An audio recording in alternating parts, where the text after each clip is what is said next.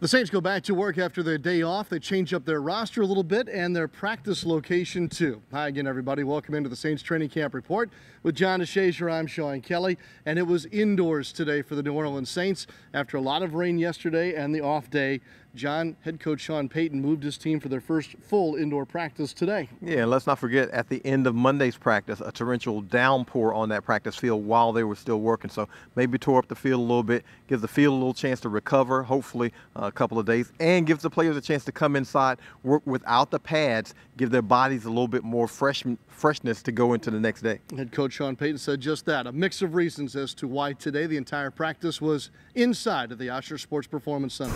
Well, part of it was just, the wet fields, and, it was a good opportunity for us to come in and change it up, but it wasn't a plan all along.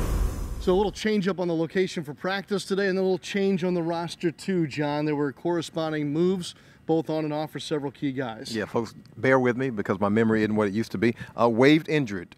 Eldridge Massington, Josh Smith, and Traven Durrell is going to the injured reserve list at some point in time. Not there yet, but he will be moving there.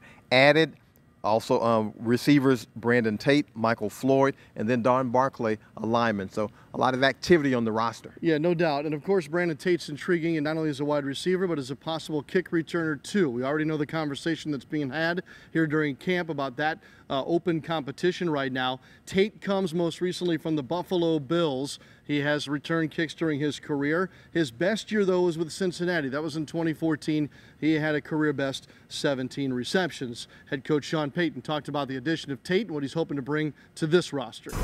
Well, he had a good workout. We're familiar with the player just with his experience. We'll have a chance to take a look at him both in the punt and kick return game, and then also at receiver. And then Floyd. Same way. We thought the workout went well. It's a hard position group to be in camp with a lot of guys not practicing, and that's just how it is. So he's someone that's big, and we think we've got a good vision for what his strengths are, and we'll have a chance to see him. All right, as far as the practice field goes today, John, you mentioned no pads, but it didn't seem to take anything away from the competitive nature of the practice today. Well, I'll tell you what, it'd be hard-pressed to say that the defense did not at least hold its own and maybe win again in practice today. Those guys are flying around, really getting after the football, and it's been impressive to see. You expect to see a dip at some point in time, and there has not been a significant dip from this defensive unit. Yeah, I will say this, no pads today, so it's hard to evaluate whether or not a sack happened or not, and a lot of the battling that goes on that we see during 7-on-7 has to be looked at through the right lens as well, because obviously the lineman and the full complement is not there. Nonetheless, the defensive secondary for the Saints has shown well, as we've talked about, especially those names that you know at the top, but it's an underlying kind of feistiness from some of the younger DBs, John, that's worth noting. Yeah, they've got some young guys on this roster who aren't just trying to make the roster, they're trying to play.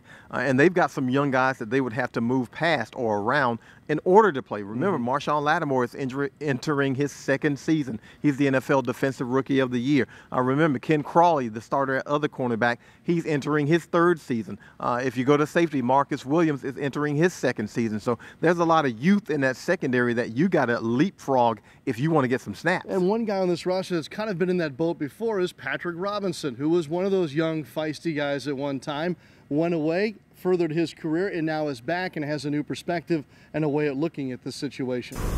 These kids are, fearless. If something happened, they on to the next play, ready to get it on. Did you ever see yourself being able to call these guys kids now? You're saying these kids, and now you're the vet in the room. Yeah, well, 9 years, it goes by fast. Now I'm calling these guys kids, and I was just a kid 9 years ago, but for me, I'm just trying to have fun with these young guys, just try to win. A lot of times the young guys kind of get veterans to kind of re-energize. Are you feeling that way with these young guys? Are you kind of re-energized? Definitely. When we on the field, we're always talking about, things about, any and everything, just having fun on the field. When we're in the room, working on our film work, technique and stuff like that, but we still have fun. Here as we turn the calendar to August, we're just 9 days away from that preseason opener at Jacksonville.